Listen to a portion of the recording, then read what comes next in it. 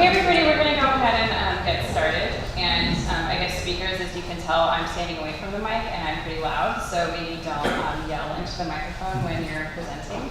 But thank you so much for being here. This is our third installment of TEDdy Talks. So these are TED-style talks put on by your peers from around California State University, Monterey Bay. So we have presenters today from the environmental science, marine science, psychology, and humanities presenting. So we have a nice broad array, although admittedly it is a little bit heavily emphasized towards the marine realm, but we are in Monterey Bay, so maybe that's appropriate. And I just want to thank my colleagues, Dr. Jen Dyer-Seymour, Dr. Jimena Weisenberg in the back, and Dr. Estella Flores for helping me, I'm Dr. Sherry Nichols, for helping put this event together. So we're really excited and happy to have you all here. And I just want to also recognize that this event was made possible with funding from the university. So we put in a special events proposal and got funding for this event, as well as funding from the psychology department, the College of Arts, Humanities, and Social Sciences, and the College of Sciences. So let's just give a round of applause to recognize them.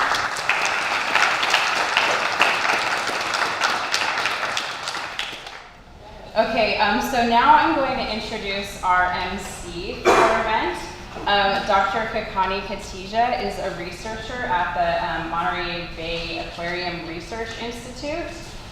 She has a PhD from Caltech and is just a really wonderful scientist and a really great communicator.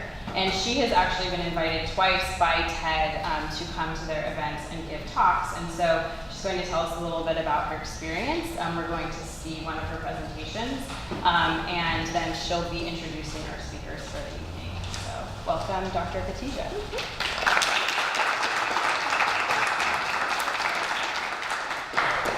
Thanks, Carrie. Dr. Nichols, sorry. Thank you, everyone, for coming. This is a really exciting event, particularly because I really enjoy TED Talks of any format. It really provides an opportunity for all of us to hear what our friends are really interested in, what they spend a lot of time struggling and studying, and so on and so forth. And offers, again, really short snippets of information that we can maybe learn something from and then take home and tell our friends and peers.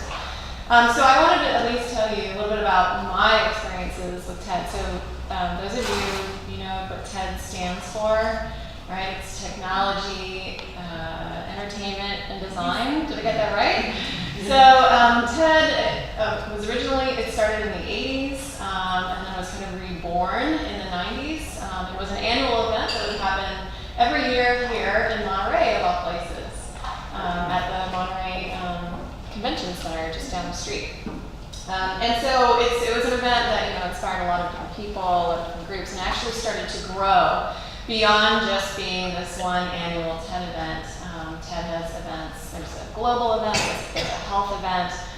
There's also TED Youth, TED Women, TED Ed, which is another aspect of their work, and it just continues on. And so my experiences, it was rather interesting. I got a random phone call one day at my office. Somebody from TED who said, "Oh yeah, we're aware of your work. We really love you to come and put something together and give a talk." And that's essentially how it all started. So you never know, you should be in your office, you never know when you're going to get this phone call.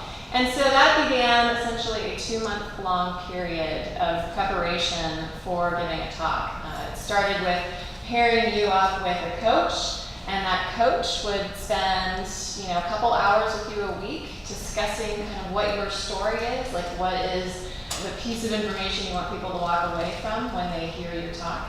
And that message then gets honed week after week up until you actually give your presentation. So by the time you give a presentation like this one, this is actually at TED Youth in New York. Once that you actually give the talk, you've probably practiced it about 100 times. No joke, that's not an overestimate. And so I wanted to show you at least one of the mind-blowing things about this, especially when you're a very young scientist or a young professional, plugging away at your work, you often don't think that people actually care about what you do. And then when you're actually invited to go to these sorts of events, you find out that not only are you giving a talk, but then if you look at this is me. This is at TED Women in 2015. So this is me. This is Jimmy Carter, past President Jimmy Carter. And there's Roxane Gay, who's an amazing literary American.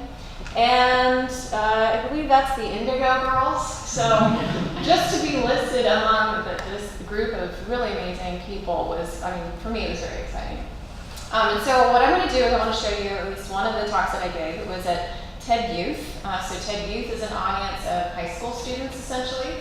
And what you're going to see is not only my talk or snippets of my talk, they also repackage the information into an educational format so that not only does this apply or information apply to high school students, but then also grade schoolers as well as middle schoolers. And so what you'll notice is that there's really great animations that they've added to try and get the point across. And so with that, I'll play this and then introduce the next speaker.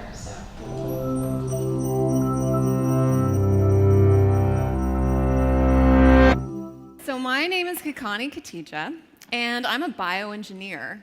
I study marine organisms in their natural environment. And what I want to point out, and at least you can see this in this visualization, is that the ocean environment is a dynamic place. What you're seeing are the kinds of currents as well as the whirls that are left behind in the ocean because of tides or because of winds. And imagine a marine organism is living in this environment, right? And they're trying to undergo their entire life while dealing with currents like these. But what I also want to point out is that small organisms also create small fluid motions as well. And it's these fluid motions that I study. And we can think about them like being footprints. So this is my dog, Kieran, and take a look at her footprints. Right, footprints provide a lot of information. Not only do they tell us what kind of organism left them, it might also tell us something about when that organism was there, but also what kind of behavior. Were they running or were they walking? And so terrestrial organisms, like my cute dog Kieran, might be leaving footprints behind in dirt or in sand. But marine organisms leave footprints in the form of what we call wake structures or hydrodynamic signatures in fluid. Now imagine it's really hard to see these kinds of structures because fluid is transparent. However, if we add something to the fluid, we get a completely different picture. And you can see that these footprints that marine organisms create are just dynamic. They're constantly changing. And marine organisms also have the ability to sense these signatures.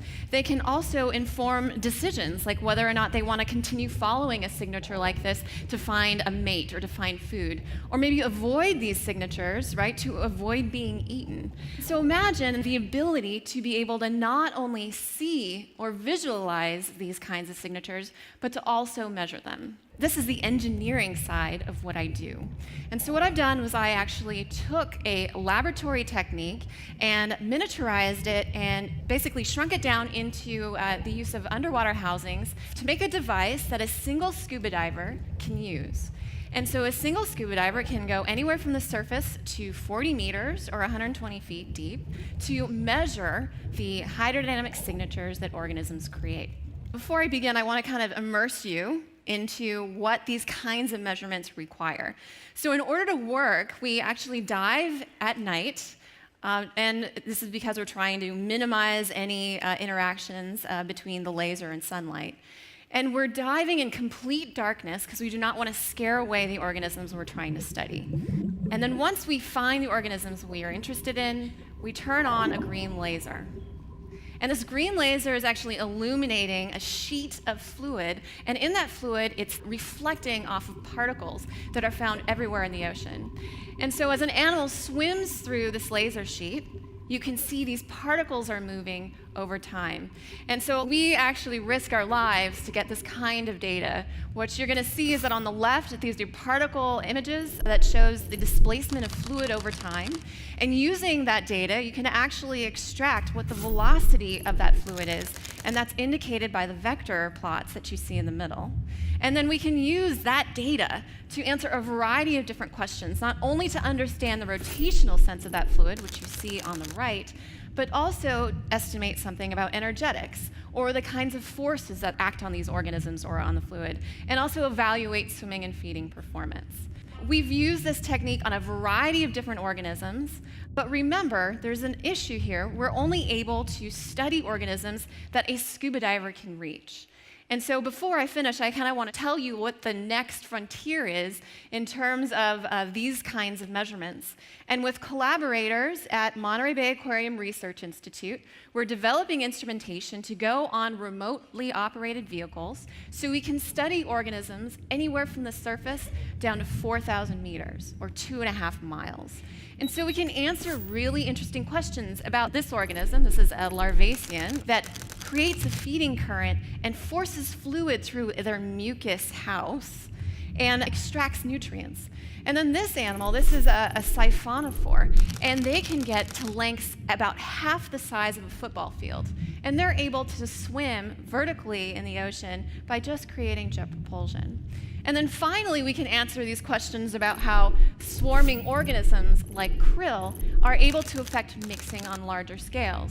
And this is actually one of the most interesting results so far that we've collected using this scuba diving device, in that organisms, especially when they're moving in mass, are able to generate mixing at levels that are equivalent to some other physical processes that are associated with winds and tides. But before I finish, I kind of want to leave you all with a question, because I think it's important to keep in mind that the technologies today that we take for granted started somewhere, right? It was inspired from something. So imagine, right, scientists and engineers were inspired by birds to create airplanes. And something we take for granted, flying from, let's say, San Francisco to New York, is something that was inspired by an organism. And as we're developing these new technologies to understand marine organisms, what we want to do is answer this question: how will marine organisms inspire us? Will they allow us to develop new underwater technologies, like underwater vehicles that look like a jellyfish? I think it's a really exciting time in ocean exploration, because now we have the tools available to answer this kind of question. And with the help of you guys at some point, you can apply these tools to answer this kind of question and also develop technologies of the future. Thank you.